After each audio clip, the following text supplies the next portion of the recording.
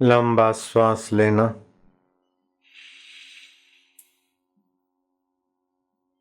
जप करना, दूसरे नथुने छोड़ना। जिधर से छोड़ा उधर से लिया, रोका, जप किया। जहां से लिया उसके विपरीत दिशा छोड़ना।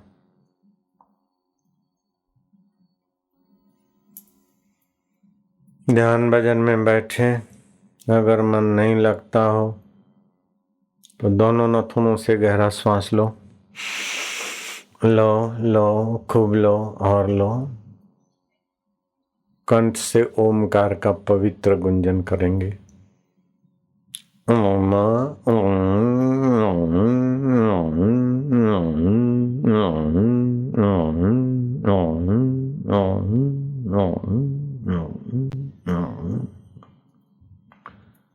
फिर गहरा श्वास लो, हो सके तो दोनों नथुनों से लो श्वास।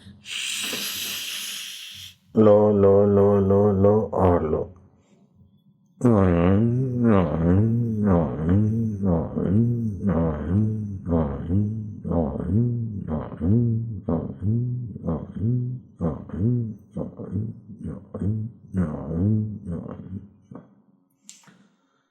ऐसा रोज करने से ध्यान भजन और सेवा पूजा में बरकत आएगी और आपके मन पर, बुद्धि पर जरा जरा बात का, सुख दुख का ज्यादा धक्का नहीं लगेगा। आप झंझट प्रूफ होने में, संवान होने में, मुक्तात्मा होने में आपको सहयोग मिलेगा। राजा जनक ने गुरु का सानिध्य लेकर अपनी आत्मा का मुक्तता और मधुरता का अनुभव किया और जनक दंग रह गए। जो मुझे प्रसाद मिला है उस प्रसाद से मेरी जनता भी लाभहीन तो हो, इस पवित्र उद्देश्य से राजा जनक ने सत्संग का आयोजन करवाया। राजकोष से सत्संग का आयोजन खूब धूमधाम से, तामझाम से हुआ। जरा भी धूल धमाका ना हो, इस प्रकार की सुंदर व्यवस्था। उस समय के महापुरुष आत्मरामी संत अष्टावक्र महाराज सत्संग में आकर बैठे, तनिक अपनी आत्मा में विश्रांति पाई। जो ही सत्संग अमृत बरसाने का हुआ तो इतने में एक भयंकर काला सांप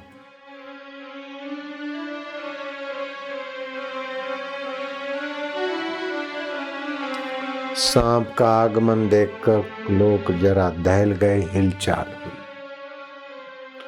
नेता बोलता है तो भाषण होता है, प्रोफेसर बोलता है भाषण और लेक्चर होता है, पंडित बोलता है, कथाकार बोलता है तो कथा होती है। लेकिन जिसने अपनी आत्मा को पा लिया है ठीक से, अभी अभ्यास करता है, नंगे पैर यात्रा करता है, वो तपस्वी है। लेकिन आत्मरामी, आत्मज्ञानी, तीर्थंकर पद को जिसने पाया, उसकी वाणी सत्संग बन जाती है। बड़ा सुंदर नाम है तीर्थंकर, तीर्थ बनाने वाले। ऐसे अष्टावक्र मुनि बोले, उसके पहले सांप आया और लोगों में थोड़ी हिलचाल मची। तीर्थंकर अष्टावक्र ने दृष्टि डाली और उसका सारा भूतकाल देख लिया और लोगों को कहा कि उठना मत, बैठे रहो, थोड़ी देर बैठे रहो, हिलो मत, ये सांप तुमको काटेगा नहीं। ये इसी मिथिला का आज से 7वीं पीढ़ी पहले का राजा अज।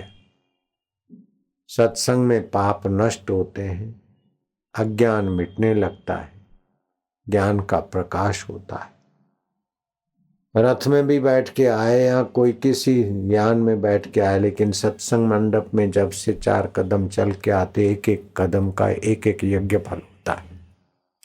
बैठते तो भक्ति योग फलित होता है, सुनते तो ज्ञान योग फलित होता है, और कीर्तन करते तो तुमुल ध्वनि के आध्यात्मिक वातावरण में, संक्रामक आंदोलनों में जैसे न चाहते फिर भी संक्रामक रोग व्यक्ति को पकड़ लेता है, ऐसे ही सत्संग में तुमुल ध्वनि के माहौल में कोई आ गया तो उसके पाप ताप मिटने लगते हैं, न चाहने पर भी उसको आध्यात्मिक फायदा होने लगता है। टीबी के रोगी पड़े हों कमरे में और वो मर गए और वो जला दिए गए और उस कमरे में कोई किसी आदमी को सुलाओ तो उसको भी टीबी हो जाएगा। पक्की बात है। 6 महीने के अंदर अंदर उसी कमरे में कोई सोता है, मर गया, 5 महीने 13 दिन हो गए, किसी को सुलाओ उसको टीबी के परमाणु पकड़ लेंगे। तो टीबी के परमाणु, टीबी का प्रभाव 6 महीने तक रहता है कमरे में, लेकिन महापुरुष आत्मिक स्थिति में होते हैं, उनका प्रभाव बहुत लंबा समय रहता है, इसलिए वो जहाँ रहते हैं वो भूमि तीर्थ मानी जाती। गुरु निवास पवित्र तीर्थ क्षेत्रम। ऐसे नीच क्षेत्र का भी प्रभाव होता है। जहाँ नीच पुरुष रहते हैं वहां जाने से हमारी बुद्धि के विचार हलकट हो जाते। एक जगह पर ऐसे ही 2 भाई रहते थे और लक्ष्मण वहां गए तो उनकी भी बुद्धि बदली और लक्ष्मण जी ने राम को कहा, वनवास आपको मिला है, मैं तुम्हारे पीछे रगड़ा जाता हूं, मैंने इतनी सारी सेवा की, उसका बदला क्या दोगे? राम जी ने कहा, देखो लखन भैया, बोले देखो क्या, पहले तय करो। जरा सा स्नान करके फिर अपन दूसरी जगह पे खड़े होते, फिर तय करते। दूसरी जगह पे खड़े हुए तो लक्ष्मण पश्चाताप में भर गए, बोले भैया मेरे को क्या हुआ? बोले फिर उसी जगह पर चल। उसी जगह पर फिर वही हल्के विचार। लक्ष्मण दंग रह गए। राम जी ने कहा, सुंद निसुंद नाम के 2 भाइयों ने तप किया और ब्रह्मा जी ने वरदान मांगने को कहा तो उन्होंने कहा हम कभी ना मरे। बोले कभी ना मरने का वरदान विधाता नहीं दे सकता, और कोई नियम रख लो, शर्त। बोले हम भाई भाई एक दूसरे को मारे तो मरे, नहीं तो कभी ना मरे। हम भाई भाई मारेंगे क्यों? उन्होंने ऐसा वरदान पाकर अपना राक्षसी व्यवहार चालू किया और प्रजा को त्राहिमाम पुकारना पड़ा। आखिर देवताओं ने भगवान के यहाँ गुहार लगाई और भगवान ने इंद्र के तरफ संदेशा भेजा और तिलोत्मा अप्सरा ने अलग अलग भाइयों से मिलकर उनको मोहित किया और बड़े को बोला कि मैं तो तुझे चाहती हूँ, लेकिन छोटे की नजर बुरी है। छोटे को बोला कि उस बूढ़े से मैं क्यों शादी करूंगी तुझ जवान को देखकर, अब तुम दोनों में से तय कर लो। तो दोनों आपस में लड़ मरे। उसी जगह पर दोनों दैत्य मर गए, सुंद ने उपसुंद। उसी जगह पर हम दोनों भाई आए, इसीलिए लक्ष्मण तुम मेरे से लड़ने की बात कर रहे हो, नहीं तो तुम्हारा माता पिता और मेरे माता पिता का खून ऐसा नहीं, स्थान का प्रभाव है। जब सुंद उपसुंद जैसी नीचता का भी प्रभाव होता है, जो आत्मा में रमण करते हैं, ऐसे महापुरुष की ऊंचाई तो और गहरी और दूर तक होती है।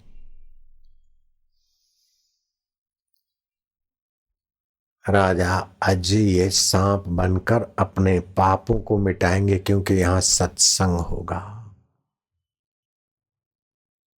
तुमको ये तकलीफ नहीं करेंगे।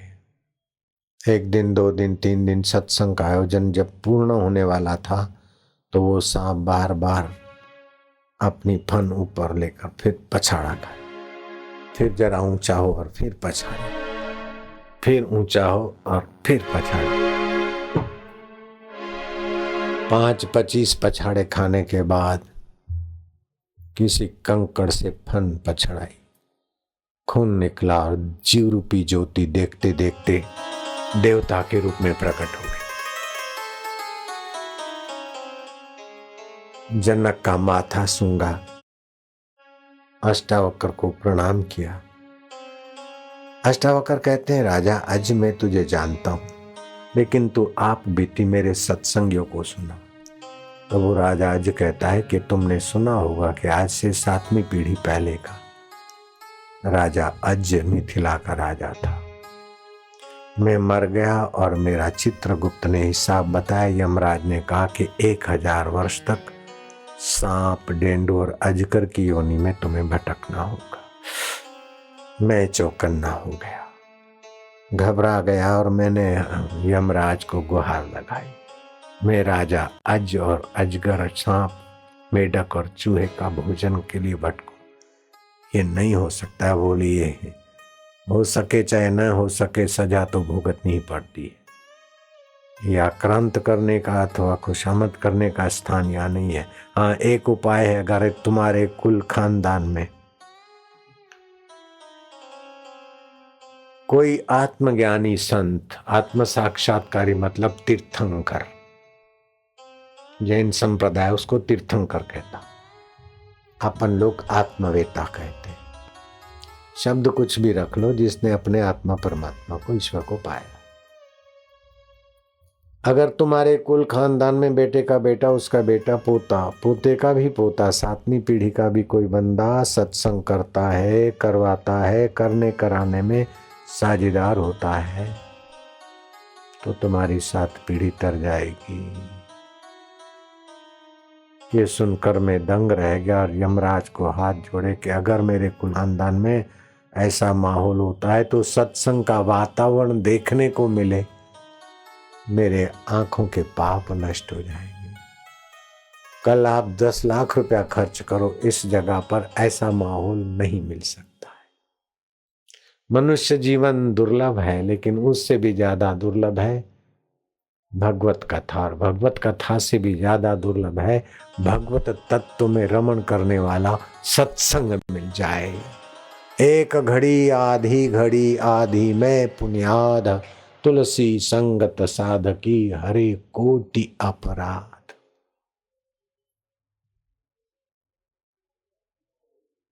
मैंने कहा मेरे को इतना वरदान तो संयमपुरी के देवता यमराज आप दे सकते। यमराज ने कहा बाढ़म बाढ़म, बढ़िया बढ़िया, साधो साधो, तुम्हारी सीधी साधी मांग है, एवं अस्तु, ऐसा ही होगा। फिर मुझे गिरा दिया गया और मैं अजगर बना। रात को पेट भरने के लिए भटकूं, कहीं जीव जंतु में मरा हुआ मिले तो कहीं छोटे मोटे का शिकार कर लेता, कहीं छोटा मोटा जानवर मिल जाए। कभी कभार भूखा लौटना पड़ता तो मैं टेढ़े पेड़ पर गोल गोल चढ़ के पक्षियों के घोंसले के बच्चे चबा लेता। एक पूनम की रात थी और मैं घोंसले के बच्चों को भी उठाने में विफल गया।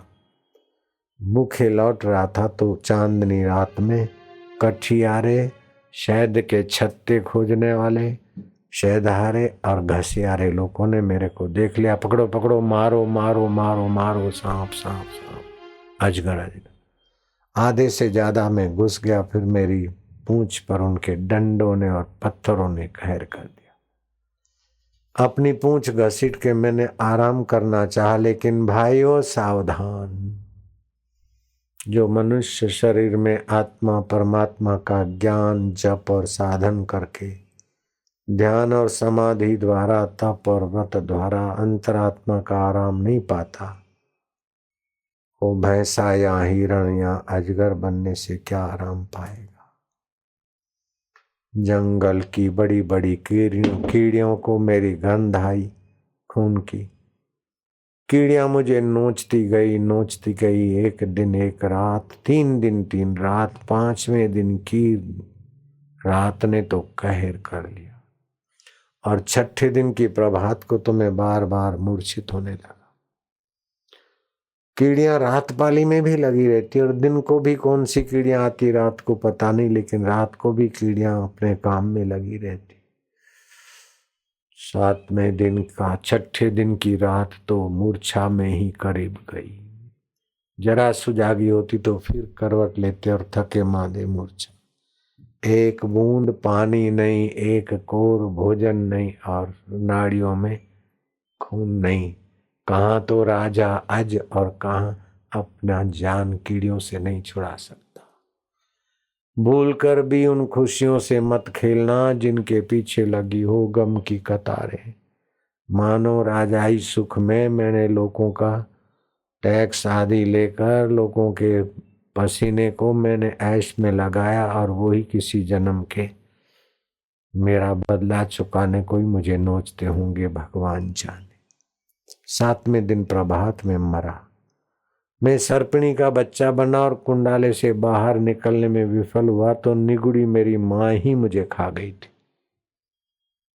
इस प्रकार मैं एक बार पानी का सांप बना और भूख मिटाने के लिए मेढक पकड़ा, किनारे पर उसे जरा दबाया। मेढक कह रहा है और कोई नहाने को आया तो उसने मारा पत्थर मुझको।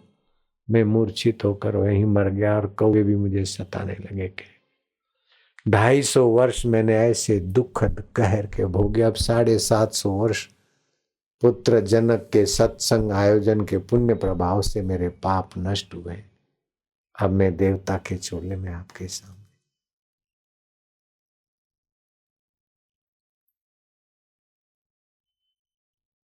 अष्टावक्र मुनि की करुणा कृपा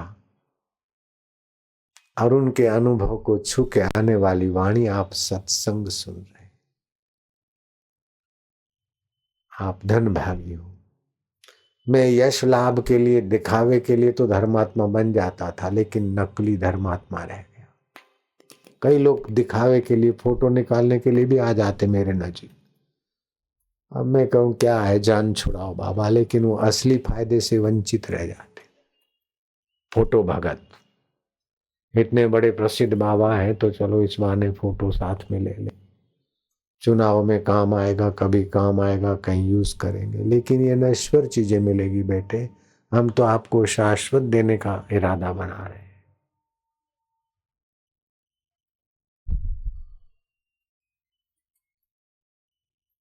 इतने में पुण्यशील और सुशील दिखाई पड़े और अष्टावक्र को कहा कि महाराज, हम तो जीवात्मा को ले जाते हैं अपने बल से, अपनी विधि से, लेकिन आपके प्रभाव के कारण हम ये आपकी इजाजत के बिना नहीं ले जा सकते, तो इसलिए हम प्रकट हो गए।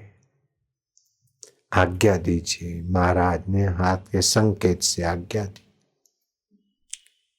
विमान में बिठाकर राजा अज को ले जा रहे हैं और जनक उनको विदाई दे रहा है।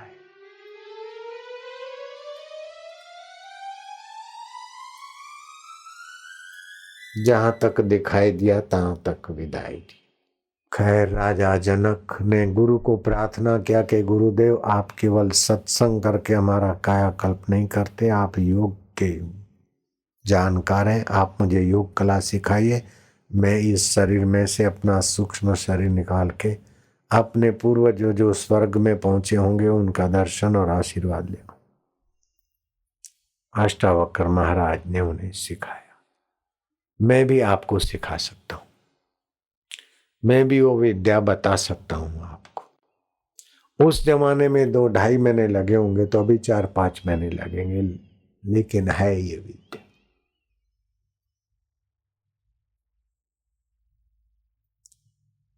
संयमपुरी के देवता के पास गए कि मुझे अपने पूर्वजों से मिलना है, मैं राजा जनक हूं।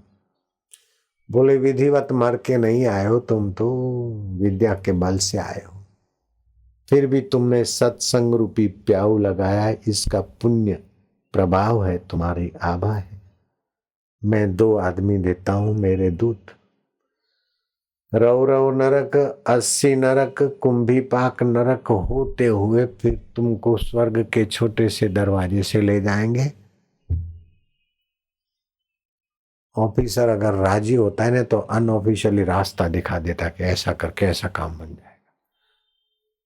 और थोड़ा लेन देन कम होती या खाने की मर्जी होती तो क्वेरी निकालता है। और हरामी होता है तो ऐसी क्वेरी निकालता है कि फाइल रगड़ दो, धक्के खाते रहो। क्या ख्याल है? अनुभव से गुजरे हैं, उनको पता होगा ऐसे होता है। तो यहाँ यमराज प्रसन्न थे क्योंकि धर्मात्मा गया है, महापुरुष गया है। जो 80 नरक, रव नरक, कुंभी पाक नरक की रेंज में पहुंचे तो हाय कष्ट, हाय पीड़ा, हाय तपन, हाय। जनक ने पूछा क्या है? बोले पुण्य का फल तो चाहते, पुण्य नहीं करते। पाप फलम न इच्छन्ति पापम करोति यत्नतः, ऐसे लोगों को यहाँ दंडित किया जाता।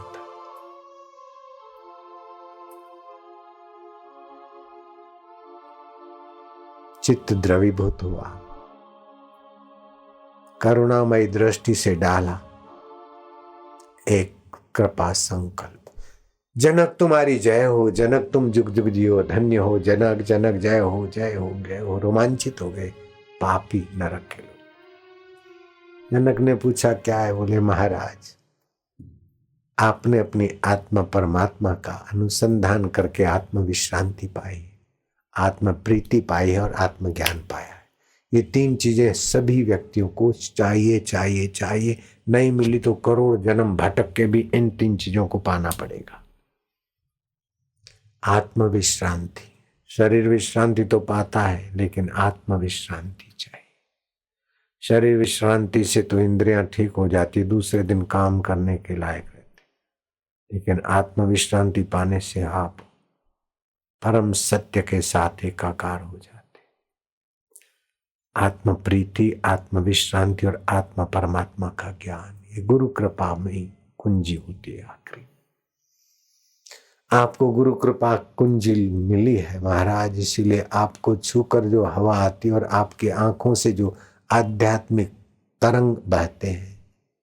अभी तो कैरेलिक फोटोग्राफी आपका फोटो निकालेगी और आपके शरीर से कैसे कैसे तरंग निकल रहे हैं, लाखों लाखों तरंग और दूर तक जाते हैं। तो पातकी के तरंग तो 7 फीट के रेंज में घूमते, लेकिन जितना ऊंचा आत्मा उतना उसकी तरंग व्याप जाते और प्रभावशाली होते, सुखदायी होते। आप देखते नहीं कि कोई संत आते और उस माहौल में खुशी छा जाती, नजरों से बेनिहाल हो जाते जो फकीरों की निगाहों में आ जाते। ब्रह्मज्ञानी की दृष्टि अमृत वर्षी। अष्टावक्र को देखते, श्री कृष्ण को देखते, प्रहलाद को देखते तो लोग गदगद हो जाते, क्योंकि उनकी आंखों से, उनके छूकर हवा से, उनके आभा मंडल से वातावरण सात्विक हो जाता है, भगवत तरंग फैलते।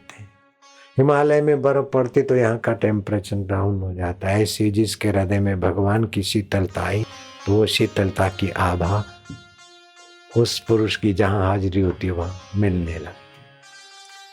इसीलिए साधक कहता है कि गुरुजी तुम तसल्ली ना दो, सिर्फ बैठे ही रहो, महफिल का रंग बदल जाएगा, गिरता हुआ दिल भी संभल जाएगा महाराज, संभल जाएगा।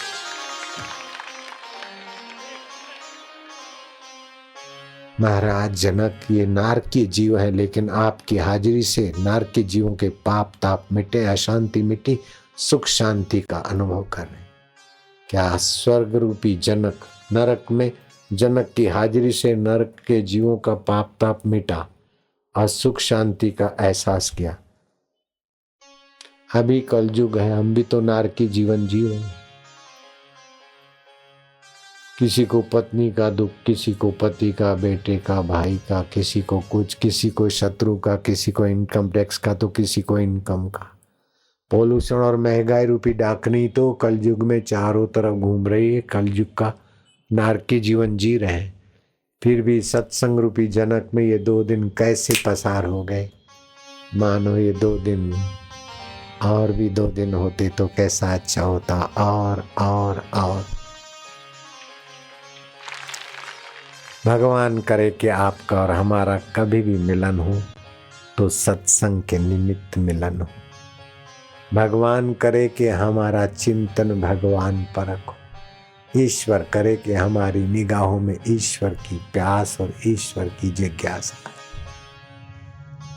ईश्वर करे कि हम किसी के दोष ना देखें, निर्दोष नारायण उनकी गहराई में ऐसा जान कर व्यवहार।